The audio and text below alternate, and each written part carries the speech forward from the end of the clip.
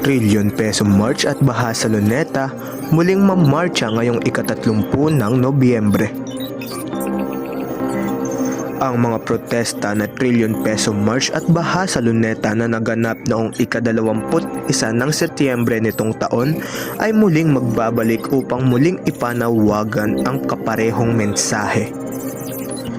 Ikulong ang mga dapat makulong at manghingi ng pananagutan. Inaasahang dadaluhan muli ito ng iba't ibang grupo, partikular na mga organisasyon ng mga estudyante, mga pangsimbahang organisasyon at ng iba't iba pang mga grupo. Bilang paghahanda, nasa full alert na ang kapulisan, partikular ang NCRPO, para sa mga posibleng mangyari. Naway maging matiwasay ang mga magaganap na kilos protesta para mapigilan ang baku-bako nating sistema.